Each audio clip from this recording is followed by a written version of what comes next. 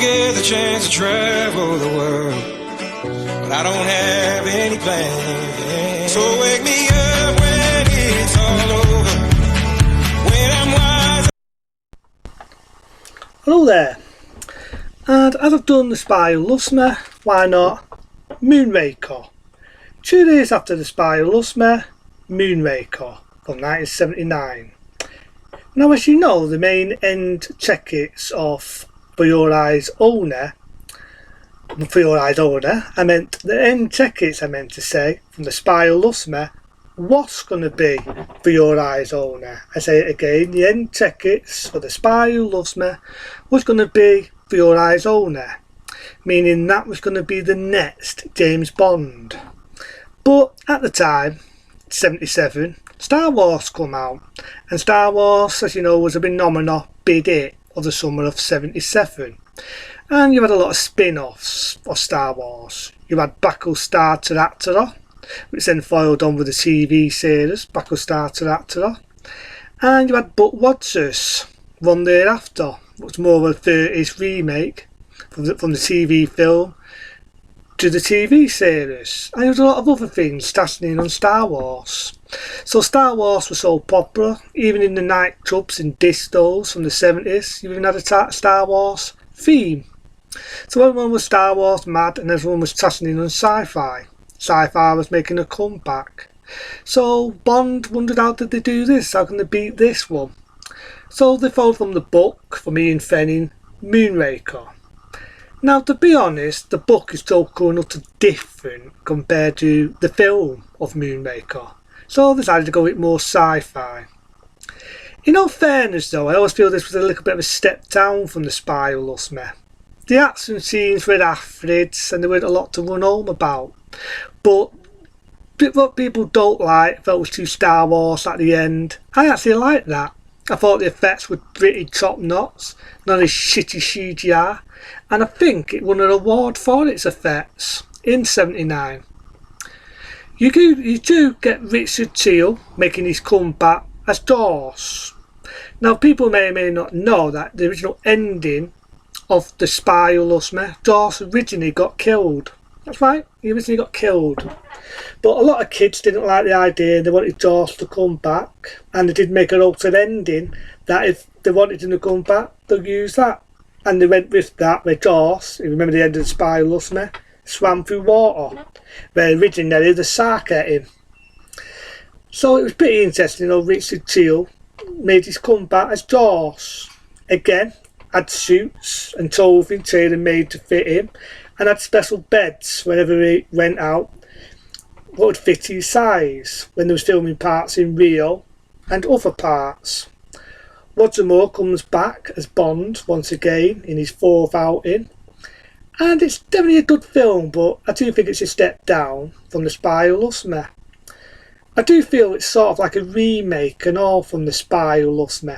In The Spy Who Loves Me, it was a madman wanting to take over the world and have an underwater city.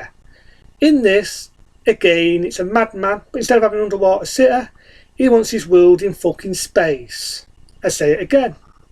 He wants his world in space. You do get the iconic song Moonraker, sung again by Sori Bassey. This would be her 3rd theme song. As we know, she sang Goldfinger, Diamonds Are Forever, sticking 2 fingers up, and she sang to this one, Moonraker. It's quite a good song, it's not as good as the other one, but it's alright. And she did do 2 versions of it, so if you ever hear the ending of Moonraker, you think it sounds a bit more disco-y. That's because she did a sort of like a disco version, because as we know, in the late 70s, a lot of people were into discos, you know what I mean? It was a thing in the 70s before they died out, and then people went more into nightclubs. Different story. Again, it's kind of sexist on women, but it's a different era, a different time. I do like the Bonder in it, who I can't think of a fucking name. On the Top. Yep, On the Top. But yeah, On the Top was quite okay. Could have been On the Top, it could have been Neramone. I think it was On the Top, it could be right and wrong on that. And yeah, it's quite an interesting name. I do actually like to see Bond to my friends And I do like the scene where he goes on this machine and he says there's never a 70-year-old whenever you want one, which is kind of funny considering how old Roger Moore was before he passed away. He did live to Tory age though, I do admit Roger Moore did live a bitty good age. And then he looks pretty good. You do have a few other dudes in it. You do have one dude who's very well known for being in a lot of films. Studio. And he's in a film called Hitchhiker. Very attractive woman in that era. Now, if you think Roger Moore's a bastard in his early Bond films, try this guy out. This guy actually kills a woman by letting a dang of Dobermans rip her to pieces. Not joking. A dang of fucking Dobermans rip her to fucking pieces. You don't see it again because they're trying to keep the rating down and so on, but you get the idea. This guy's pretty ruthless. And again, he's stealing rockets to send to the moon. You do have a pretty good scene where a boat in Venice turns into like a speed car. Again, the action scenes here and there, and there's a bit where I do wish it had the music what was used in The Spy Who Loves Me. You know, the one from the Bee Gees. Bum bum bum bum bum bum bum dum dum dum dum. Not doing it justice. I do know there was a making in the day back in film 79. You remember them shows on BBC, which does all the original rare footage. Have a look it up on YouTube, film 79, making of Moonraker. You might see it, where you do see Roger Moore on an interview, as well as other actors and actresses. The actress who played the Bond did appear in an episode of Dias on the 6th and 7th series of Dias. Interesting bit of story there. And like I say, when it gets to the end, that's when it really livens up. He's in space, he's got a laser gun. I do wish that Roger Moore though had a fucking laser gun. I just wish he had a laser gun. Because you do see original posters of him holding a laser gun. Excuse me. On the original posters. But he doesn't have a laser gun.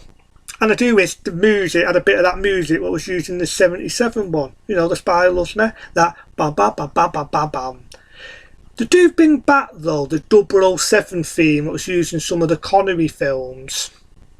So I will give it that, but I just wish it had that theme, you know, some of the Roger Moores, because I love that theme. Oh, it's only ever used in The Spy Who Loves Me, that down down down down down down down.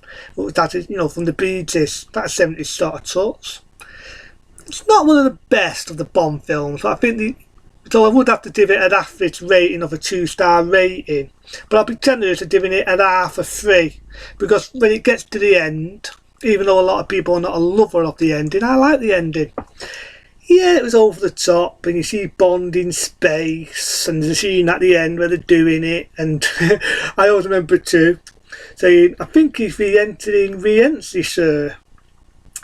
And it was kind of sad really that Bernard Lee, the actor that played them in all the Bond films, from Connery's to Lazenby to Roger Moore, had his last appearance as M. Because originally he would have been in For Your Eyes Only. As we know, in 81, he sadly passed away. So in 79, this will be the last time you see Bernard Lee, who was Bond's boss, M, have his appearance. This is kind of sad, really. But all in all, Moonraker, it's not a bad one, but it's not as good as some of the other ones of Roger Moore's, and it's nowhere near as good as The Spy Who Loves Me. But I think if you go into the end, you like the scene where they blow up the spaceship, and they do turn Jaws into a dud die at the end. A lot of kids wanted him to be a dud die, and I felt this was just stepped him as a badder. You know, I don't buy Jaws falling in love with this dude, you know, made out to be fucking dizzy. But you do actually do hear Richard Gere have a few lines, even though the metal teeth, like I said in Spy Who Loves Me, his drums, he just have a few lines in it. Well, here's to us. Not a lot of lines, but you know, it's interesting to see Richard Gere have some lines as Jaws.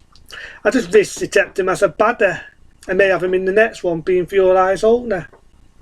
But again, it's not great, but it's not bad. So I'm going to give it a 2.5 a 3, because the ending's the best bit in the film. You know, the spaceships, the laser fights.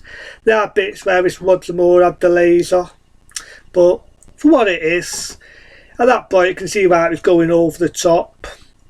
And when it got into the 80s, they sort of bought James Bond films a bit more down to earth. But I think the ending's the best bit. So again, without repeating myself, 2.5 out of 3, because the ending's the best bit in the film. Other than that, see you later. I'm off to go to space.